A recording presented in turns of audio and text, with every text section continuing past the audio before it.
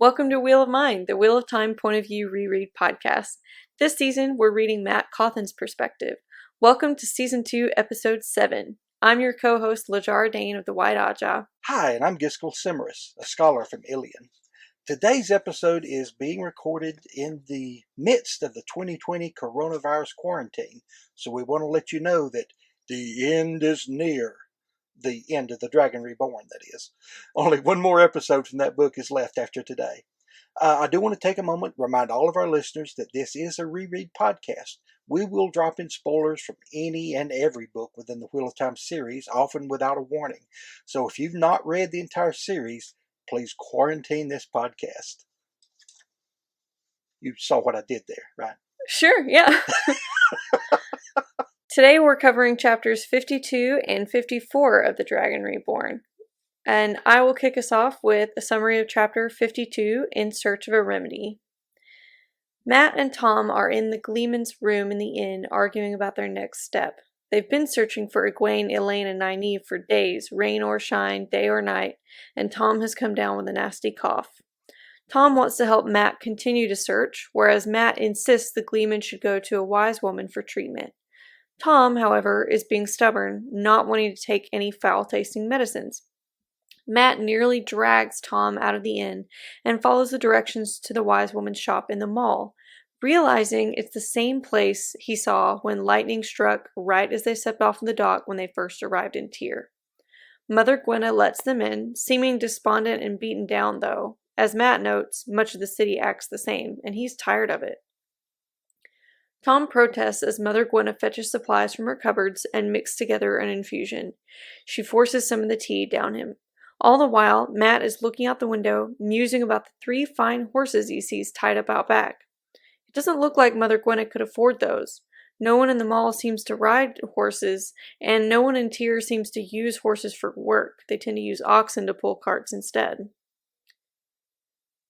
Thom, of course, continues to protest. Mother Gwenna gives him dosing instructions on the tea and salve that she's prepared for him, and threatens to restrain and detain him to make sure he gets proper treatment if he does not comply.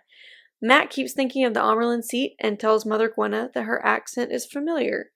She finds that his accent rings a bell as well. She seems sad as she mentions the 3 women she recently met who speak like he does. Mat asks some follow-up questions and realizes that she's talking about Egwene, Elaine, and Nynaeve, but they had given her different names. She apologizes, and he doesn't understand why. He's thrilled to hear about them and frustrated with himself that the whole time they were in the first place his eyes fell when he disembarked at Tyr. After much prodding and cajoling, Mother Gwenna explains that they were taken by Aes Sedai. This comforts Mat at first, until the wise woman explains that they were not friendly and took them into the stone. As she put it, friends do not give bruises like that. Mat is so upset at hearing they were hurt that he doesn't realize he's punched the wall. He pays Mother Gwenna well for her information and for caring for Thom, whom Mat leaves there until he recovers enough to go back to the inn, with Anduin Gold and a kiss. The wise woman is amused at how reckless Mat sounds. Get them out of the Stone of Tyr, just like that? Mat has no idea yet how he's going to do that, so he heads back to the inn to plan. And thus ends chapter 52, In Search of a Remedy. Oh, yeah. I love the way that Robert Jordan does us in this. So many times, authors will give tantalizing clues and foreshadowing of what's about to happen, and then the reader is the one who gets frustrated. Oh, why can't you see that? You want to say that to the main character. In this case, it's Mat who was saying that to us because he realized those clues. He realized, I wanted random. And I realized, he just figured out his luck works on random things. What could be more random than, the first place you look when the lightning flashes when you've just stepped off the dock of a ship? It's about as random as you can get. And that's exactly where they were. So I like it that Mat is brought into the reader's frustration in this case. And that's something very few authors ever do. But Robert Jordan pulled it off flawlessly in this case by having Mat realize, when all the clues come together, that's the girls. And he's like, oh, this whole time they were right there. And my luck took me right to them and I didn't look. It did surprise me that he did not recognize Bella among the horses because Bella is always there. I mean, the Yeah. only thing that shows up more than a sudden Trolloc attack is Bella. But because especially the way Mat knows horses, having grown up, the son of a horse trader. But we do get the typical Mat perspectives here of like why he wants Thom to go see the wise woman. Even has to kind of joke around about how it's not a wisdom here, it's a wise woman. Oh, Nynaeve would love that.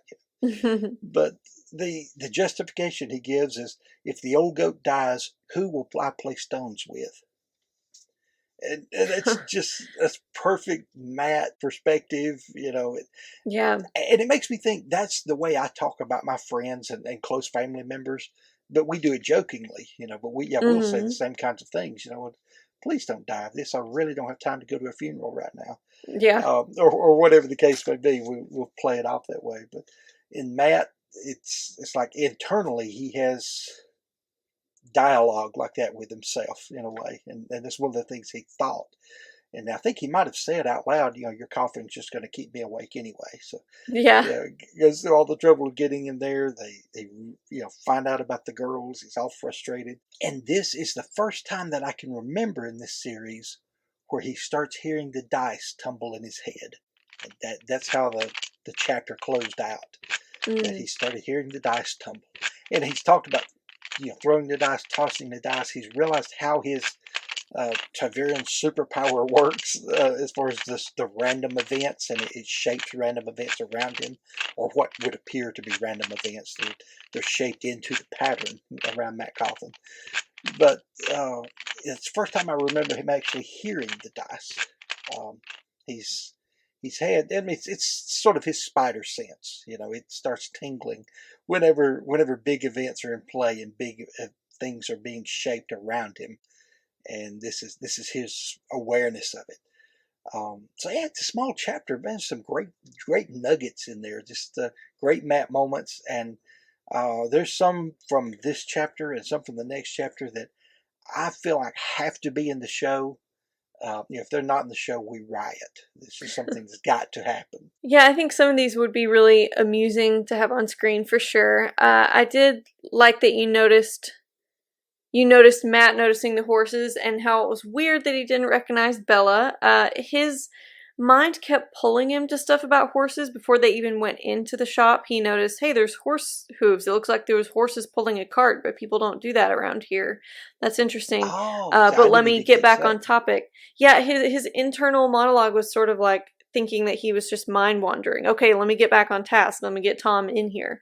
And then when they get in there and Mother Gwenna is forcing the stuff down Thom's throat during that time, that's when Mat is looking out the window and seeing the horses and thinking, there's no way she Right. could afford those, right? She must be doing a lot better than her shop makes it appear.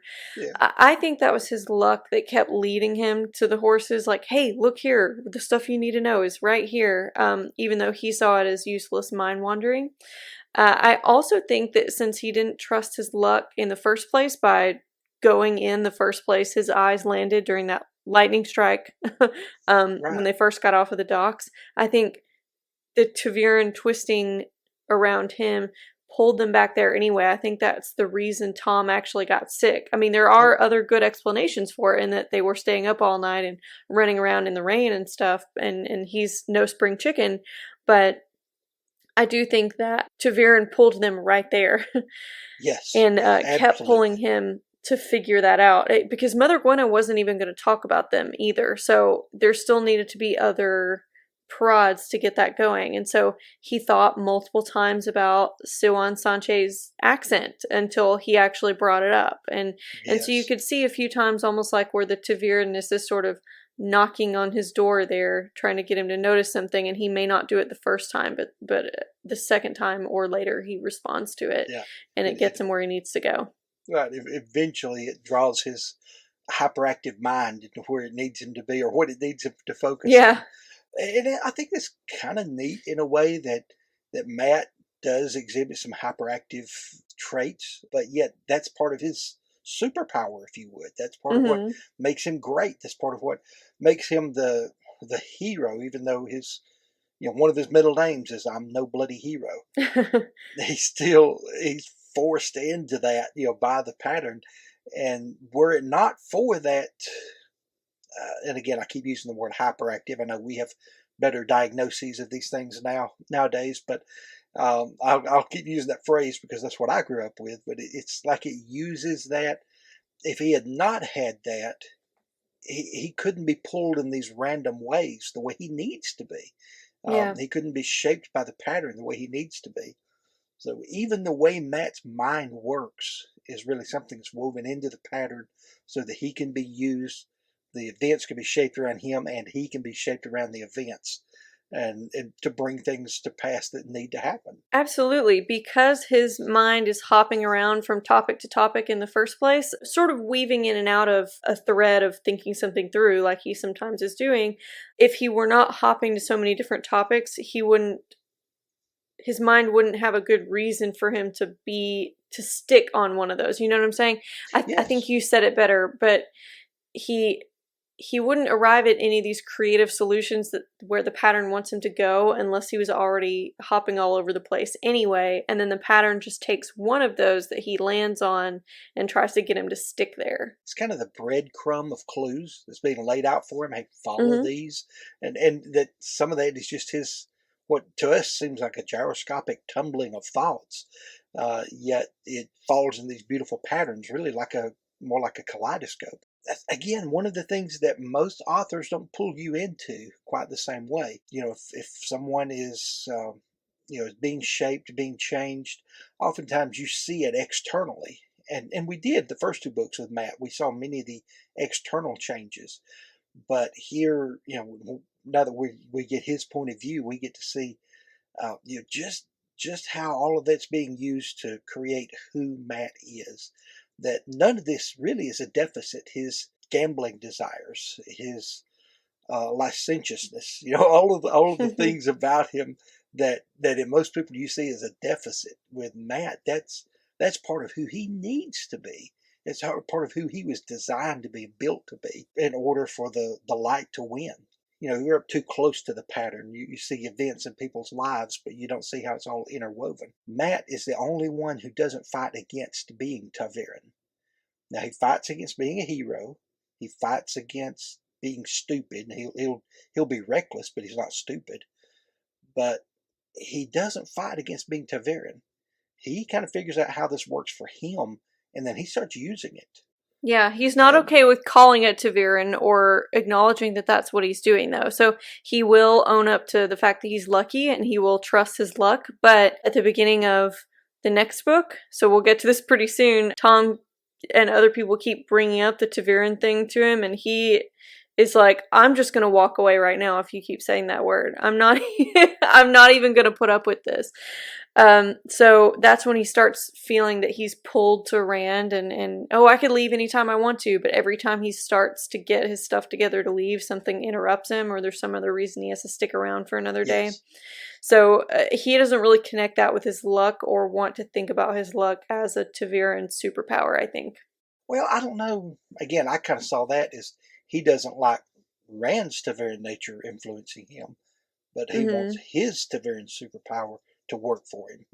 And I could be Yeah. wrong on that, but yeah, that's they're all pulled in the same orbit by this ta'veren gravity. They don't have very much say in what they do in their lives in some regards, but yeah, Matt is the one that's like, right now, at least at this point in his life, he's like, embrace it, bring it on. I love it.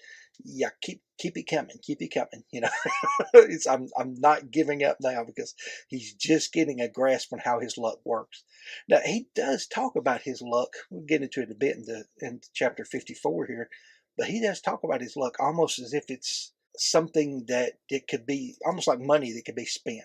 The Mm-hmm. luck could be used up or whatever. But right now, at least, he's getting a grasp on how it's supposed to work. Finally, it's dawning on him the entire random nature of it, or dawned on him, I guess, earlier chapters. But he's really starting to get a good grasp on that, and he wants to use it. He wants to just let the randomness happen, let the luck take him where it needs to go, because it always lands good for Matt Cawthon when he really puts it on the line here. So, one thing that really fits with Matt's personality, since we're looking at that in depth, when he's talking to Mother Gwenna and he's trying to get her to tell about the girls, and she just would not. She kept saying, the High Lords would have me tortured and all of this. And he swears to her, he promises, gives a vow to her that he will not mention it to anyone. And in his mind, he says these words, and I'll keep that oath, old woman. I love that because we've talked before about how Mat, if he says something with intention, he does really intend to keep that oath, and he's really good about it. If he makes an offhand comment, to him that doesn't count. He doesn't think that every word should count all the time. But if he says it with intention in his mind, that one counts. He will stand by it. He will fight and die with that, or for that. But if he just gives an offhand comment, he will break that word just so quick that it'll make your head spin because it doesn't mean anything to him, but unless he says it with intention. And here he's thinking and he's saying it with intention to her. I will keep this oath. And I don't know that he ever told her name, even to Egwene, Nynaeve, and Elaine. Yeah, I don't think so either. We'll have to keep an eye out for that if Yes. he says it to them in the next episode. But yeah, he certainly does keep a promise, and we see in your chapter here in a little bit just how dedicated he is to it. There's a couple of other nuggets about his personality in this chapter that I wanted to cover. I think you already touched some on one of them about how the way he talks to himself and his thoughts about Thom's illness, mostly about how it would inconvenience him, like, oh, if the old goat dies on me, who will I play stones with? And I think that just goes to show that even in his thoughts, he's still doing that whole rogue persona. Like, he's sort of putting on that personality of somebody who doesn't care too much and is not too attached, so maybe people won't expect too much of me responsibility-wise. But with his actions, he keeps doing the opposite of that. So he makes this solemn oath to Mother Gwenna to get this information from her, and he takes it very seriously. He doesn't treat it just like a transaction like he tends to do some of his interactions with people.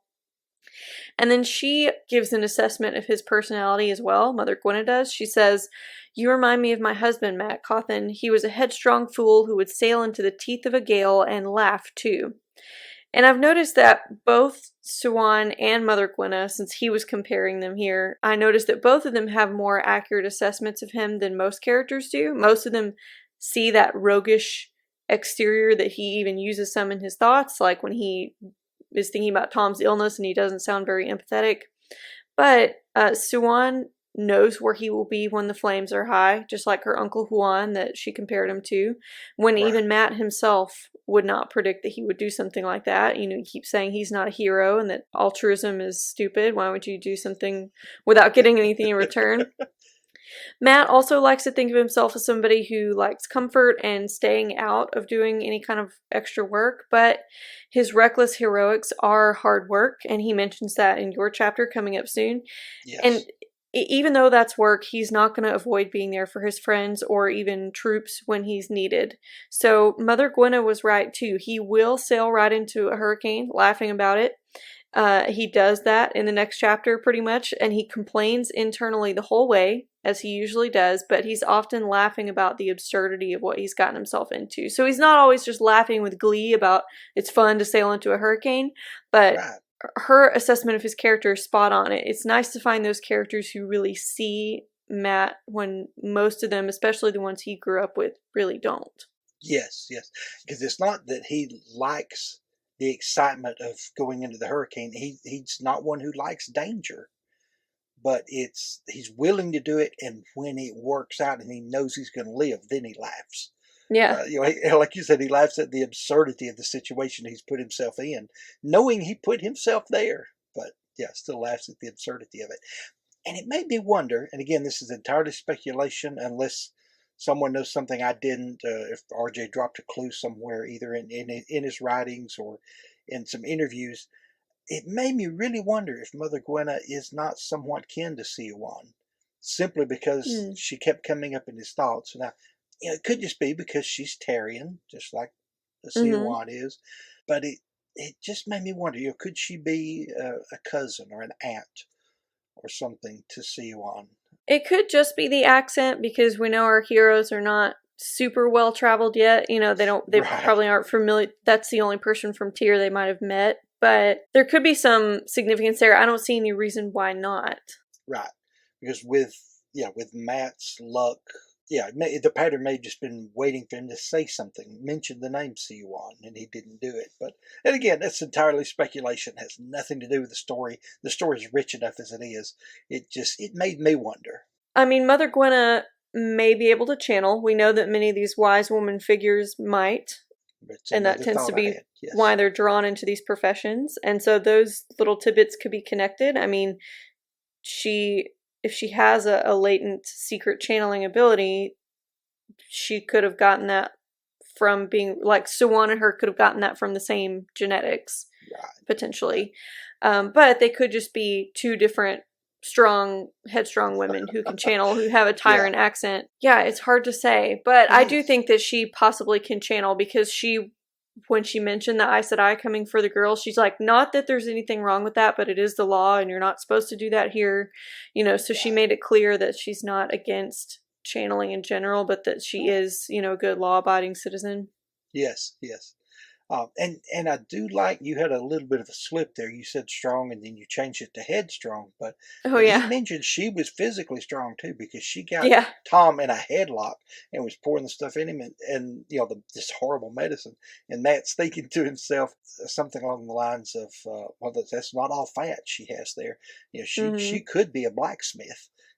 Just by the way she was manhandling Thom, and oh man, I enjoyed that so much. I could just picture that. It's kind of a great comic moment in the midst of Yeah. the tension of you trying to get Mat to see what's actually going on here, and why he happens to be there, why that place stood out. It's in the midst of it, you have that brief comedic moment of seeing Thom, struggling, and her having him in a headlock, and pouring this vile concoction down his throat. And even Thom's protestations later when Mat says, "Okay, I'll just leave you here. You can take care of him." And Thom's like, "What? No, no." and because, I mean, whatever this medicine was, it was vile. And that is just, I love all these little funny moments thrown into a very serious story. Those are about all the thoughts I have about chapter 52. Do you have anything else? No, I think I've run my mouth and covered them all. So now we'll delve into chapter 54, entitled Into the Stone. Chapter 54 opens with Mat walking across the rooftops of Tyr in the dark, about 3 stories up off the ground, thinking to himself that no one sensible would be doing this. Mat carries with him a quarterstaff. He has a small tin box with a wire handle, and the bundle of fireworks that he has tied to his back. He's not encumbered too heavily, but enough that he had already had at least one close call while scrambling across the rooftops. He had already worked his way around the Stone of Tyr looking for a way in. The only way to get near the stone, other than through those heavily guarded gates, was to climb onto the wall and walk up to the stone itself, then climb 300 feet up the sheer sides of the fortress, which was impossible. But speaking of which, Mat could just barely make out a figure in the dark doing just that. Who could be that crazy? But Mat didn't have time to think about that, because suddenly someone caught him from behind and put a blade to his throat. Mat kicks out, struggling, manages to knock the knife away and fall on top of the attacker, but then freezes when 2 more spears appear at his throat. Aiel. Wait, why are there 3? Wait, no, 4 Aiel, because another one steps on his wrist when he reaches for his quarterstaff. What are they doing on the rooftops of Tyr at night? I do not mean to trouble you at your work, so if you let me go my way, I'll let you go yours and say nothing. I want no more outcry than you. I'll not betray you, Mat tells them. Mat tries to look nonchalant as the Aiel let him up. What do you do here? One of them asks him. We've watched you for some little time. Watched you watch the stone. You've studied it from every side. Why?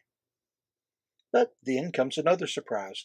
Julian Sandar, our favorite thief catcher, demands to know what all of them are doing. The Aiel commend Julian for being such a great stalker, especially for a city man, then let him know that they've been watching him for a while too. Several more Aiel pop up out of the darkness behind Julian. So they get back to answering questions. It turns out Julian is trying to enter the stone to atone for an earlier failure of his. Ruark admits that the Aiel plan on entering the stone tonight. Mat claims that he just wanted a little walk in the moonlight, before admitting that he's really trying to rescue 3 friends who are being held prisoner inside the stone. He asked the IEL if they would help him, adding, "You could do worse than betting on my luck." But the IEL go on their own way, and Matt's surprised to realize that there are nearly 100 of them, all going into the stone, and they begin climbing up the sheer sides of it. Julian decided to help Matt get in. Their plan: pretend that Matt is a thief, that Julian has caught him and is taking him to the prisons. Matt does not really like the idea, but he does decide to go along with it. Just one thing to do first. Matt wants to create a diversion. So he climbs up on the wall, follows along the narrow edge or the top of it till he gets to the edge of the stone, and then finds a small arrow slit. Matt jams his bundle of fireworks as deep as he can into the opening. He wants it to make most of the noise inside, so the soldiers will come running and see what's going on there, leaving much of the rest of the stone unguarded. He lights the fuse very quickly and runs, then is almost blown off the wall by the explosion. The hole in the wall is now much larger. It's not an arrow slit. It's something big enough he can crawl through. So Matt darts inside impulsively.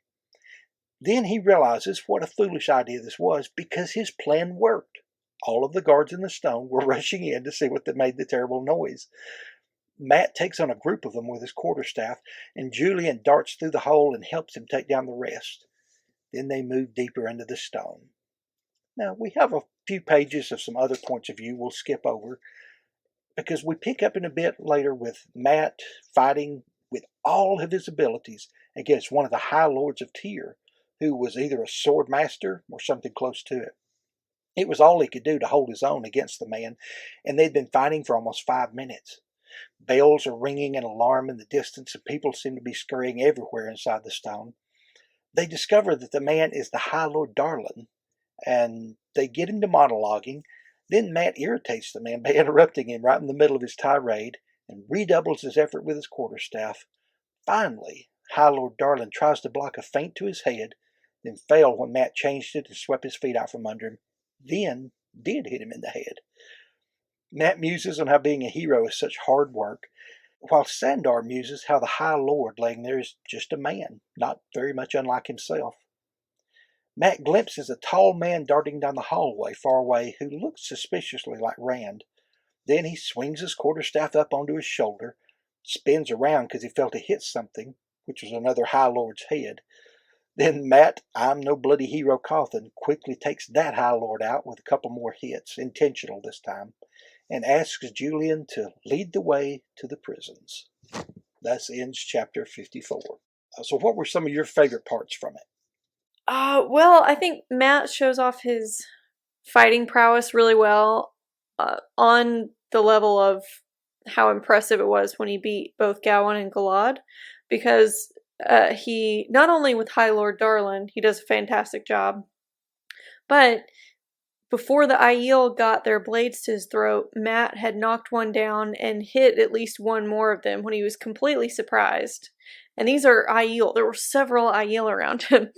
So that's very impressive, and they seem to be impressed by him. Yes, they even commented on it. He danced very well for one who was surprised, wasn't ready for it. Yeah, and he just doesn't even realize what an enormous compliment it is at the moment. Doesn't really spend much time thinking about that. He's like, oh, I'd like to dance with her. Wait, don't Right. Aiel mean something else by that? Yeah, that's typical Matt too. But I also really liked the comic relief of, you know, there's people on the roof. Who are they? You know, and it's the Aiel. Oh, what are yes, you doing here, though? And then yeah, Julian shows up. What are any of y'all doing here? And then Matt's thoughts make the scene even more comical when Julian shows up. He goes, in his mind, he says, how many bloody people are on the roofs tonight? All that right. was needed was for Thom to appear and play his harp, or someone to come looking for an inn. Yes. Oh, I mean, because Matt is naturally funny, but the great thing about his points of view chapters is he's got a lot of funny inside that he doesn't let out all the time. He Mm-hmm. doesn't say all of it. Some of it's internal. So yeah, I could just see him. Sometimes wandering around grinning, and people wonder what in the world it's about. He's just thinking of something funny. He has this wry way of looking at the world as if it's all there for his amusement, and he really does just enjoy life and enjoy the moment that he's in. I also like that he was cheeky enough to mouth off to an Aiel after he realized who they were. He Yes. tried a really blatant lie when they asked him why he's on the roof scoping out the stone. He said, I just wanted to walk in the moonlight. Right. He consciously thinks to himself that even though it's really terrifying to have Aiel spears at his throat in that moment, that he needs to appear calm so he doesn't lose any edge that he might have with them. And Right. that's another example of how he treats a lot of his interactions as some kind of negotiation. Like he might lose something, lose some ground if he shows that he's scared. And it seems to work. Like I said before, they're impressed by him, they have respect for him, and they're also amused by him just coolly brushing aside the spear point. Yes, yes. In fact, he thought that to himself twice, I believe, in that chapter about how he's got to appear composed, or I forget the Yeah. exact words, but not let them know they rattled him. And his first thought was not even Aiel when he starts blurting out, you go your way, I'll go mine, and I don't want to alarm any more than you do. He thought they were thieves. He Yeah. thought they were burglars. And about the time he realized they were Aiel is when Julian Sandar pops up, and he thinks they're all burglars for a moment, but he catches on who they are much more quickly, even though he had probably never seen an Aiel in his life before this moment. He Mm-hmm. catches on who they are much more quickly than Mat did. Yeah. Um, and we see some more of Mat's his Taviran superpower bringing about all these coincidences. Like when he's studying, if I walk across that wall, I can, get to the edge of the cliff-like fortress. I could climb 300 feet up there in the dark, and that's impossible. And then he sees someone doing it. And of course, he doesn't even realize that's Rand. The Mm. Rand is there. He's really there.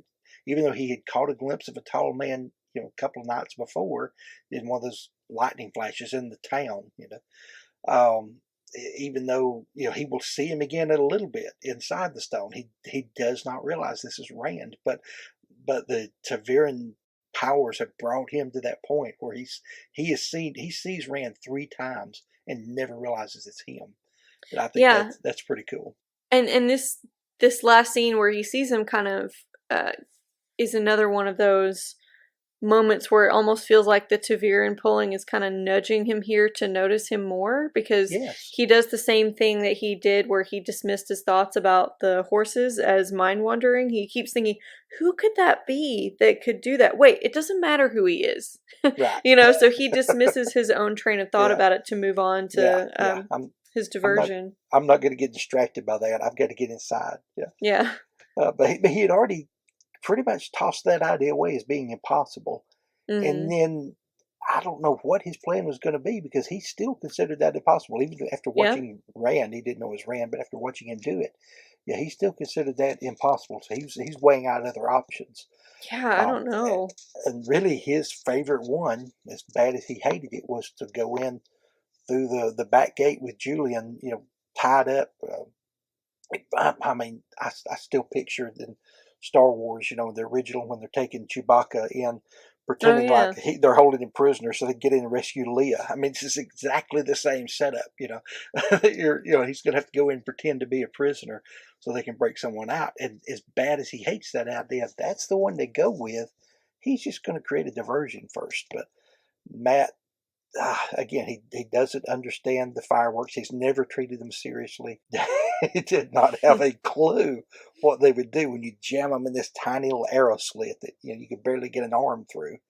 He wants the noise to go inside, so it's going to be a huge distraction, and it was a huge distraction. All right. Craziest thing he did though is to jump through that hole, get in Yeah. there, and see the guards when he realizes, oh, it worked. Here they come, and I'm in the wrong place. I don't know. I don't know why he didn't scramble down and join Julian, but he didn't. And Yeah. Well, he kept thinking that pretending to be a prisoner thing could turn into really being one. He just didn't fully trust that and didn't like that seemed to be his only option. So he right, was kind of making this up as he went along. And when that hole was there, he's like, oh, I don't have to take some weird prisoner back way yeah, in there yeah. now with this guy I just met on the roofs. Now I'm Here's my in. opportunity, right?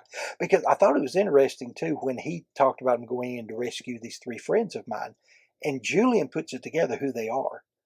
Now, he's already upset. He described it very poorly, but he's basically upset at himself for having turned them in earlier that day. Hmm. But he was under compulsion by Yeah. by the Black Asha. He did not intend to do that, but he still feels guilty about it. And again, he tried to kind of explain it to the Aiel, and the way he described it, I didn't know what he meant until I went back and really looked at the situation to see what all had happened. And so he's still shaken by that, by what happened to him and what he did, and he's looking for a way to make it right. And I guess in my mind, he saw some people up on the rooftops. He assumed they were thieves. And well, while I'm feeling guilty about this, let me take some thieves in, and Mm. then maybe while I'm inside the stone, I'll see if I can do something. Yeah. At least I put that together in my mind. Yeah. I don't know. I don't believe he told Matt, "Hey, I know these girls." But when Matt said, "I'm going in to rescue these three friends," he even asked something like, "I guess the three women or something." And so Julian knows he and Matt are on the same side, but I don't think Matt realizes that. Oh They're no. just there Yeah. together. And if they had mentioned names or anything, they would realize, hey, yeah, we're really on the same side here. But Julian realizes it, and Matt does it again. It's just a coincidence, and yes, I put air quotes around that word. And another thing too, just one of these things that run through Matt's mind when the explosion went off, and of course he's thrown in the air. He said it knocked the breath out of him before he hit the ground. Well, not the ground, but the flat The part of the wall. wall, Hmm. which is only about 3 feet wide. Yeah. And he kind of, he's rolling forward, and he kind of catches a quarterstaff, and he's thinking, let's see, let me look at my quote here. He's trying not to think how he must have used up all his luck by this time by not falling off the wall. Mm. So again, to him, the luck is, oh, it can't go forever. It's got to be an Yeah. anomaly. It's got to. I'm just a lucky person, the way most people think. He knows it has to do with a Taviran, but he still doesn't like to think of it this way. He still likes Yeah. to think of it as just, I'm just a lucky person. And it's almost like money that could be spent or something that could be used up. His luck is, in a way, closer to the one source. You can use it, but you can't ever use it up. Mm. It's not what he shapes it to be, but it shapes him and what he needs to be. But yeah, it doesn't get used up, but it gets used. Yeah. His understanding of luck is a more typical one that I think I've explained in an earlier episode. The gambler's fallacy is when people assume that their luck is going to turn around, so they keep gambling because, well, my bad luck has to run out at some point, and then my good luck will turn Right, around. right. So, or vice versa, you might think, I'm on a winning streak and I don't know if that's going to last, so I should stop now because I might use up my good luck. Usually, though, Yeah, I mean, with its addictive properties, it's usually the other way around. The losing makes you think that exactly. you're going to win soon. Exactly. So, yeah, he does tend to have just typical superstition. The fact that he enjoyed gambling before he ever got this level up with it indicates that he was probably slightly more superstitious than the average person anyway. He was already like scared of Aes Sedai and stuff and seems to see all that stuff as very mysterious and doesn't want it demystified. He doesn't want to understand the hierarchy Right, of the tower. He doesn't want to know exactly who these women are who picked up the girls. He's just mad that they hurt him. That's all he right. cares about. I do like the way I know we've discussed this before about when it comes to games of chance or random events. There appears sometimes to be patterns in random things. That's why, like you said, you tend to have a run of good luck and a run of bad luck, things like that. Just random things. They're not always completely dispersed, but there's groupings almost Yeah. of roll to the dice or flip to the coin or whatever. But now when it comes to other things, and unfortunately things Matt is not good at, any kind of sports activities or other things, we find that winning is contagious. Hmm. Winning Yeah. leads to more winning because so many things in our lives deal with our mindset, whether or not we believe we can do something. If anyone who listens to Dave Ramsey on the radio, he will tell you the second time he became a millionaire was easy. The first time he had become a millionaire, lost it all due to bankruptcy and poor financing. But he said the second time was easy because he knew he could do it because he'd done it before. One of the largest challenges is convincing ourselves we can do it. Winning is contagious. Hmm. Now, unfortunately, losing is contagious too.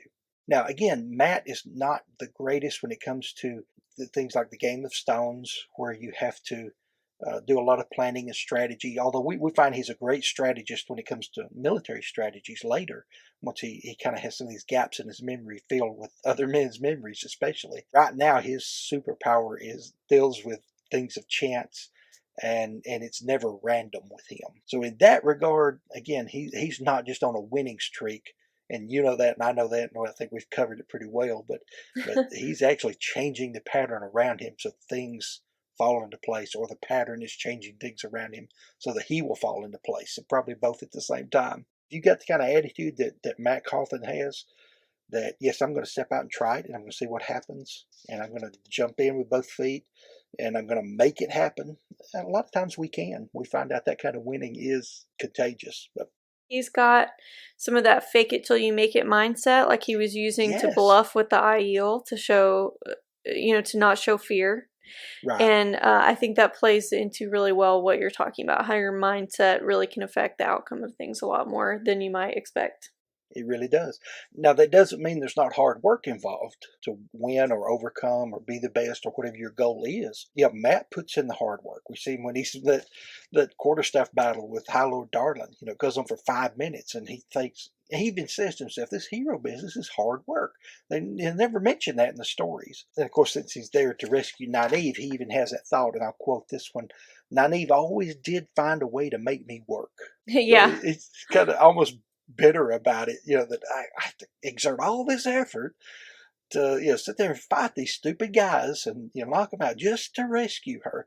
I don't know how she does it. Nynaeve always find a way to make me work, which again kind of points out he tried to get out of hard work even as a child. We saw that back in the Two Rivers, at the beginning of the Eye of the World, when he really did not want to help Rand carry in the casks of brandy, but he did it anyway because Tam kind of shamed him into it. Yeah, Matt would shirk a responsibility if he could, especially if there was something fun going on that he could get mixed up in instead of the hard work. Yeah, but I think we've got great evidence here of how committed he is to following through on promises and really being there for people in his life when they need him to be. Yes, yes. He even thinks these words, I'm coming, I'll get you out or die, I promise it. And that is Right, not normally something we would expect from Matt, for him to say, I'm gonna save you or I'm gonna die trying. Like you just said, he right. really does try to avoid work. But when somebody he cares about is in danger, he really steps up to the plate. And he also makes sure to insist at the end of the chapter, even despite all this, that he's no bloody hero. That's why he Right. lets Julian walk in front of him. That you lead the way. I'm no bloody hero. Yes. And he's also not a stereotypical hero in that, like you mentioned in your summary, he doesn't let High Lord Darlin finish his villain monologue when he's Right. threatening him with flaying. He doesn't Yes. argue. He doesn't do any of the things that come back with any very witty quip or anything. He just says, "I do not think I'd like that," Yes. and his unusual, unfazed reaction really gets Darlin worked up so much more that he lost some of his edge in battle. Right, right. He's still got this like roguish exterior and insists that he doesn't want to be a hero and is dumb to do stuff like that, but when it comes down to the wire, he actually does it in his Right. actions. He follows through when people's lives are on the line. Right. Well, when I talked about him shirking hard work and responsibility, he's more than willing to do that when it really doesn't matter. Just something, just to carry in firewood, or just to, feed the horses, or because someone else could do that, or carrying the casks of brandy. Rand has bigger muscles, all of these things when it really doesn't matter. But when it matters, he's not going to quit, and he's not going to back away from it. So it's convincing Matt that something matters is really the challenge there. And in Yeah. this case, yeah, he knows they're in trouble. He does not know about the Black Aja, I don't think, but he knows for some reason, hey, they hurt my friends, and I came here to help these girls anyway. Made it all the way to Tyr just to kind of help them out. And yeah, you're not going to treat my friends this way. I'm going to rescue them. So yeah, I love that about it. And you know, you almost expect, if this were to go like a typical story, him to come up with some big, weird, complex plan to get inside the stone and it all fall apart. Instead of, well, let's see if there's something I could climb up or get in. No, I don't see that. Don't see that. That's impossible. Well, that guy's doing it, but I still think it's impossible. And he's not giving up, but he's just still running through ideas when he gets distracted and the answer presents itself. Again, y'all like that about Matt. He's not going to be your typical hero, and he's not going to be your typical anti-hero. He's just Matt Cawthon, and that's why we love him, because Yeah. he's awesome fun, and he brings so much humor into this story that, like I said, Jordan is good about weaving the humor in exactly where it needs to be, about building up the tension and then giving you these moments, just like Matt, just kind of swings the staff over his shoulder, and it's very much like a Three Stooges moment. He whacks somebody in the head that he didn't even know was behind him. And again, that's his luck, but it's also, if he weren't so whimsical at times, the luck couldn't have presented itself. He had to just kind of do a flourish and do something stupid like throwing a quarterstaff over his shoulder, you know, being goofy for his luck to happen. So this again, some of the things I like and admire about him.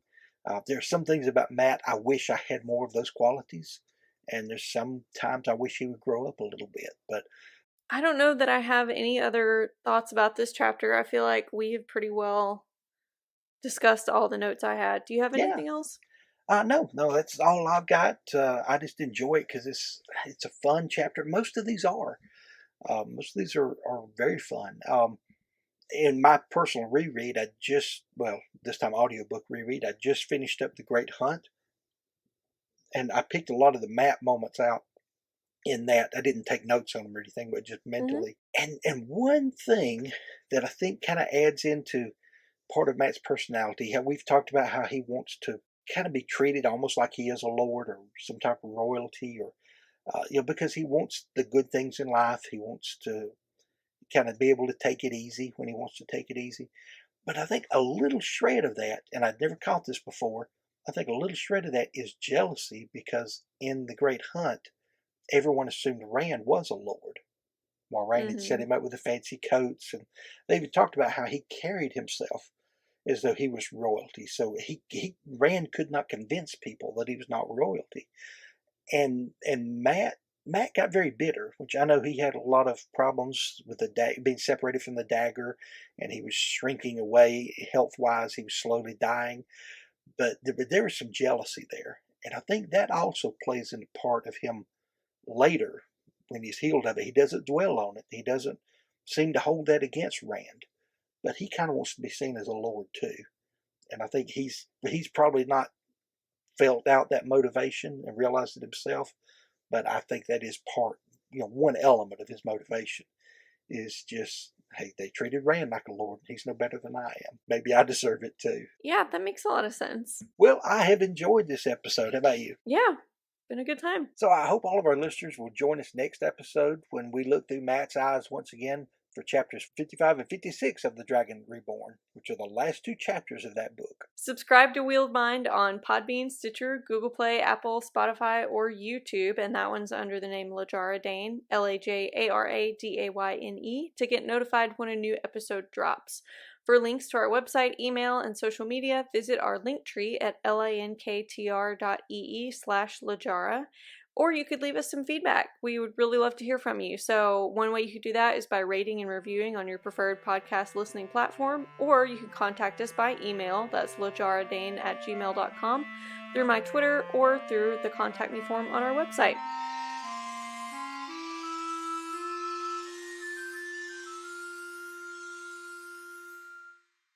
It's cool how just where you are in your own reread can give you completely different insights on the chapters we're covering now. That's been my experience so far. Like, I was reading a lot Yes. of The Great Hunt and The Dragon Reborn when we were doing our Moiraine season, and reading a lot of New Spring, and there was a lot of parallels there with some of the different characters. Well, we've had so many negative things on the news. I just haven't listened to the news. I've done a lot of commuting this week. I've Mm-hmm. listened to audiobooks. I finished The Great Hunt in a week, and I'm already started into the Dragon Reborn, and of course that one kicks off pretty strongly, and I'm enjoying this audiobook reread. I did notice on the end of The Great Hunt they had a just short interview with Robert Jordan. Mm-hmm. And that's the first time I've heard his voice. I've read some things where people have written answers to questions and things like that, but Mm-hmm. but that was so cool to me to hear his voice from the past speaking to us about some of his motivations in writing this, and in his enjoyment of the audiobooks, that he would listen to the audiobooks. He didn't go back and read his work, but he would listen to it because then he could get an idea of what the reader was reading, not just what the author was intending. And how Right. sometimes those were different things. And I loved that little brief interview with him. It was really good and poignant to me. And of course, knowing he's gone, anytime you can hear from the author, it should be special. But it was to me, and I really enjoyed it. I've got some, I guess, slightly related based on what I'm reading now, after show content. We talked so much about the coincidences and the really cool, tiny little signs of Tavir tugging that we could see even in Yes, chapter 52, where there wasn't a lot going on. right. And I was thinking about how much Robin Hobb must like that idea, and I pointed this out before, that she seems super into this Wheel of Time and Taviran idea. Right. In Realm of the Elderlings books, she had talked some about that. But I just read the Soldier Son trilogy, just finished it, and Oh, you had yes. warned me too that it had kind of an anticlimactic ending, so I didn't feel very disappointed. I think because I was Okay. prepared for it. Yes, yes. But the ending especially revolves around that idea of these tiny little actions that seem meaningless at the time being very important to the resolution of the story and to what was supposed to Mm, happen according to what the magic was driving people to do. Like, oh, I just gave this kid a rock and then suddenly somebody discovered gold on my family's land, and right, right. stuff that just kind of spiraled out of control from tiny little gestures. It felt like that entire trilogy was a meditation on that idea. I, she tied it in with other things, like you said, in the realms of the elderlings. I didn't recall that from Soldier Son. I guess because my only time through the series, I was focusing on what would happen. And this is generally the way I am when I read a book or a story. Yeah. First I'm focused on what happens in the story, and then I only get a lot of the beauty out of it when I revisit it, when I know what's going to happen. But now I look for the small things, and I missed most of those. I guess my first time through it. So I appreciate you bringing that up. That there are a lot of great authors out there, and Robin Hobb is among my favorites. I know that's a pen name that she uses, but it's still she's among my favorites. If I had to name off a handful of them, she would definitely be on the list of my top 10 or 12. My plans were to read more of her books, like the Live Ship Traders and Rainwood trilogy and all of that, but the library's closed till indefinitely. Who knows? I just dropped off my last library book yesterday. Yes. So now I'm just reading whatever's around the house that I haven't read yet, which isn't a lot since I Marie Kondo organized all my stuff last year. Right, right. um, so yeah, I'm gonna start using the library ebook stuff pretty soon, I think. Nope. It's something I got into ebooks a few years back, and then I kind of faded on it. So I've got several ebooks that I haven't read yet, but I need to check that out sometime then. Although, like Yeah. I said, my audiobook kick is really working for me right now. Yeah. But I always go back to print. Yeah, with everything that goes on, sometimes it's hard to find the time to do that. And, Yeah. and with my lifestyle right now, audiobooks is working well, although there's just very few stories that can keep my interest with audiobooks. But The Wheel of Time is definitely one of those that does keep and hold my interest. I'll see if you're singing a different tune when you get to the 2-chapter Elaine Bath and in the slog, but we'll see. Oh my, I yes, will admit I went through that one on double speed. A yes. lot of those books in the middle, some of those chapters I sped up a little bit. Oh my. And I hear about people who will skip ahead chapters in the slog.